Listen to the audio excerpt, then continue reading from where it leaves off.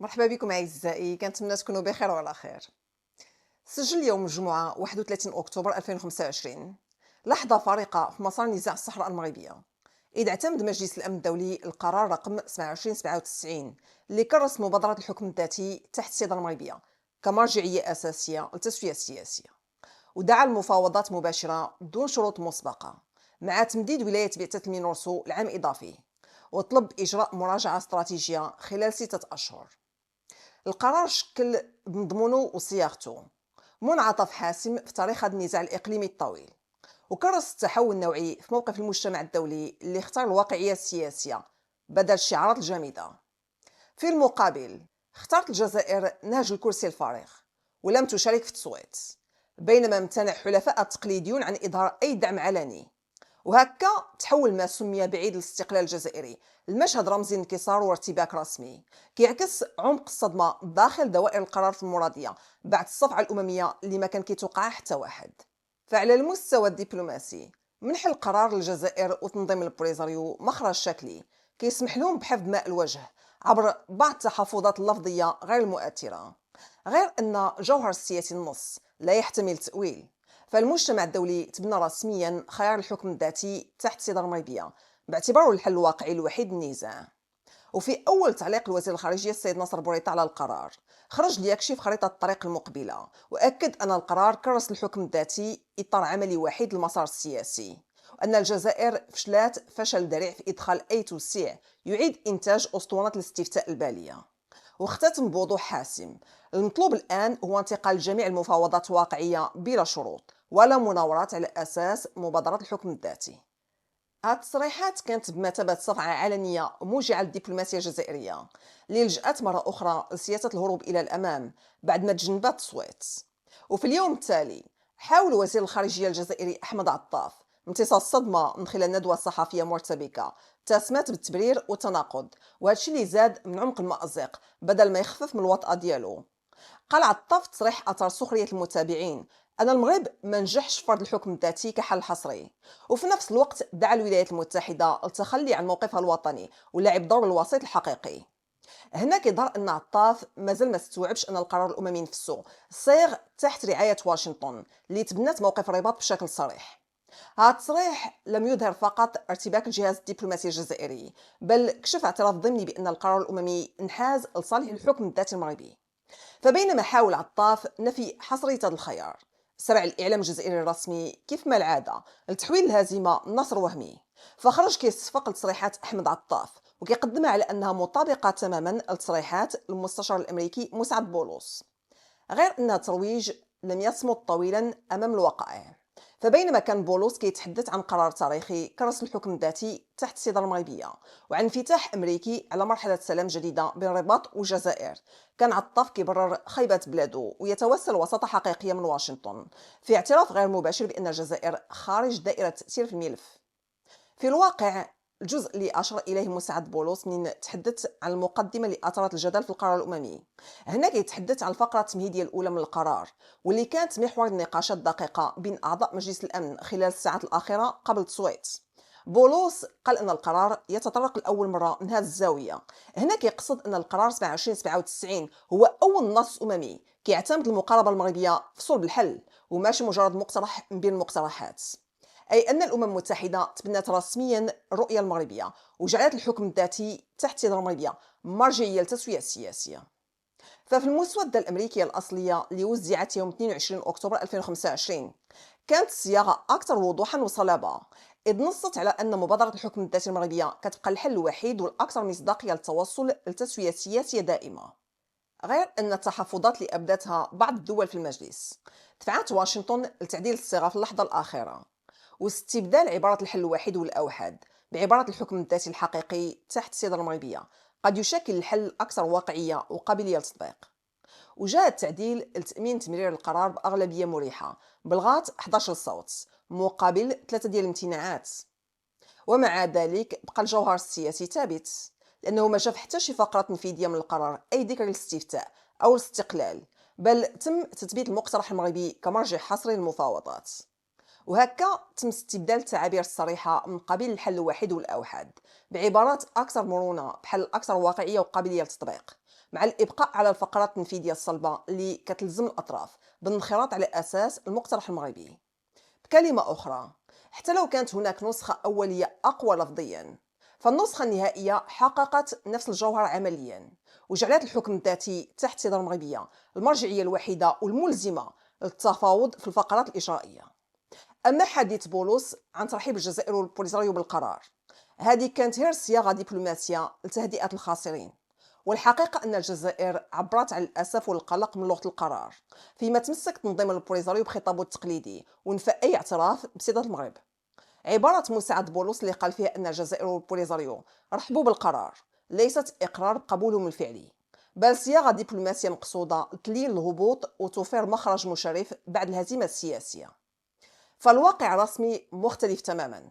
الجزائر ما صوتتش أصلا، واكتفت بالتعبير عن الأسف والقلق من لغة القرار، واعتبرت أنه لا يعكس عقيدة تصفية الاستعمار. هذا الموقف ما كيحمل حتى ترحيب بالمضمون، بل كيعكس قبول اضطراري بتمرير النص مع التمسك بتحفظات شكلية. أما تنظيم البوليساريو فصرح بوضوح أن القرار لا يعني اعتراف بسيادة المغرب، وتمسك بخطابه التقليدي، وهذا راه ماشي ترحيب ولا دعم، بل محاولة لحفظ ماء الوجه أمام الرأي العام الداخلي في المخيمات. فعلى الأقل راه هادشي اللي كيظهر من البيانات الرسمية والتصريحات المعلنة للتنظيم المدعوم من الجزائر. وإذا كانت شي حاجة كتدور في الكواليس عارفة بولوس وحنا ما عارفينهاش، فهادشي كيفسر إصراره على ترحيب الجزائر والبوليساريو بالقرار. تعبير بولوس عن الترحيب راه ما كيعنيش دعم حقيقي، بل هو لغة تهدئة دبلوماسية استخدمها باش يتجنب إحراج الجزائر والبوليساريو بعد صدور قرار أممي ما ترك لهم سوى خيار واحد: قبول الواقع الجديد دون إعلان الهزيمة. تصريحات مساعد بولوس كتكشف بوضوح أن الولايات المتحدة كانت العقل المدبر وراء تمرير القرار 2797، وأنها نجحت في جعل المغرب رابح الأكبر بلا ما تدخل في مواجهة مباشرة مع الجزائر. أما حديثه عن ترحيب أو المشكلة في المقدمة، فهذه كانت لغة دبلوماسية لتهدئة الخاسرين وتغطية حقيقة واحدة: المجتمع الدولي حسم الموقف لصالح المغرب، والجزائر بقات عندها غير فقرة شكلية كتشبت بها لتبرير عجزها عن التصويت ضد الإجماع.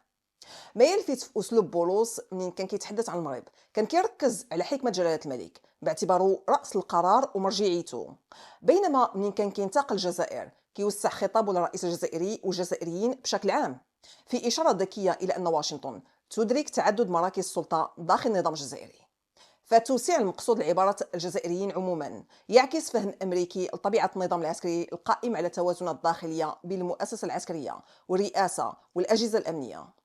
أما الجدل اللي أثارته مقابلة بولوس يوم أمس على قناة فرانس 24 ومحاولة الإعلام الموالي للعسكر تحريف تصريحاته حول الاستفتاء، فيظهر بوضوح كيفاش حاولت الجزائر اقتناص أي لفظ لتصويره كتراجع أمريكي، بينما مضمون المقابلة كينسف هذا الادعاء تماما.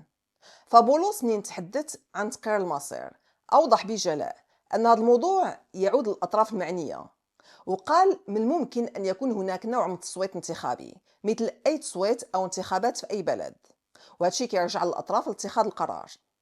هنا كيبرز الفرق الجوهري بين الاستفتاء والتصويت، هو توضيح قانوني وسياسي بالغ الأهمية.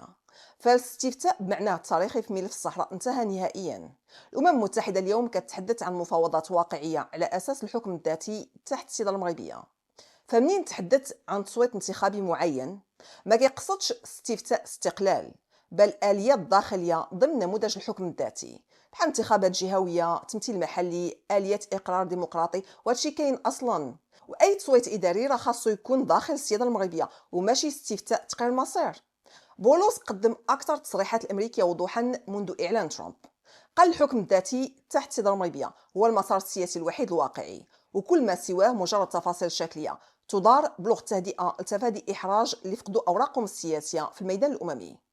اليوم صدمة كانت مدوية في الأوساط الجزائرية، راه بعد ساعات قليلة فقط على مقابلة مساعد بولوس مع قناة فرانس 24 نشر المسؤول الأمريكي تغريدة رسمية على حسابه كتأكد بما لا يدع مجال للشك أن مخطط الحكم الذاتي المغربي هو الأساس الوحيد لحل عادل ودائم لقضية الصحراء. وجات هذه الرسالة بعد لقائه بالأمين العام لجامعة الدول العربية لتضع حد لكل التأويلات اللي يحاول الإعلام الجزائري نسجها حول تصريحاته السابقة.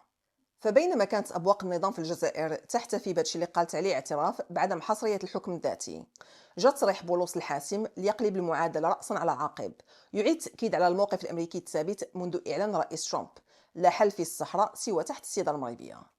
التغريدة اللي تضمنت جمل دقيقة ومباشرة بدات كتصحيح علني لتفسيرات الإعلام الجزائري ورسالة دبلوماسية صريحة بأن واشنطن ماضية في دعم مبادرة الحكم الذاتي باعتبارها الإطار الوحيد الواقعي والمستدام لتسوية النزاع. بهذا الموقف العلني أنهى بولس عمليا كل محاولات الالتفاف أو التحريف، وأكد أن الولايات المتحدة لا تكتفي بتأييد المقترح المغربي داخل مجلس الأمن، بل تسعى لتثبيته كمرجعية استراتيجية ضمن المواقف الإقليمية حتى في لقاءاتها مع المنظمات العربية. هذه التغريدة في توقيتها ومضمونها كانت بمثابة صفعة دبلوماسية جديدة للجزائر، ورسالة واضحة بأن واشنطن ما كتحدثش بلغة الحياد بل بلغة القرار. مساعد بولوس كيكرس انتصار مقاربة الحكم الذاتي المغربي، لكنه كيغلفها بلغة أممية مرنة الهدف منها جر الدول الممتنعة المسار بدل تنفيرها. أما هادشي اللي سماه تصويت فهو ما كيعنيش استفتاء على الانفصال كما حاول الإعلام الجزائري الترويج، بل آلية داخلية ضمن نموذج الحكم الذاتي كتصويت جهوي أو انتخابي إداري تمارس في إطار السيادة المغربية. لكن الإعلام الجزائري سرع إلى عنق تصريحات لإيهام الرأي العام بأن واشنطن كتبنى موقف الجزائر، غير أن الواقع يظهر العكس تماما. فبولوس تحدث بلغة الحل والتسوية بينما عطاف رد بلغة التبرير والمظلومية، وهكذا ظهر تناقض صارخ. والادعاء الجزائري أشبه بفقاعة إعلامية في مواجهة قرار أممي صارم ما كيجامل حتى شي واحد. التقارير اللي روجتها الأبواق الإعلامية الموالية للعسكر هي نموذج كلاسيكي من التأويل الموجه اللي يراد به تضليل الرأي العام الداخلي للتخفيف من وقع القرار 2797، حيث تم اقتطاع جملة واحدة من كلام بولوس بحال القرار ترك الباب مفتوح وأغفل ما قبلها وبعدها. هناك تلاعب متعمد بالمصطلحات، فبولوس تحدث عن مرونة في الصياغة، غير أن الإعلام الجزائري قدم ذلك كاعتراف بعدم حصرية الحكم الذاتي، في حين أن النص الأممي نفسه كيكرس العكس تماما.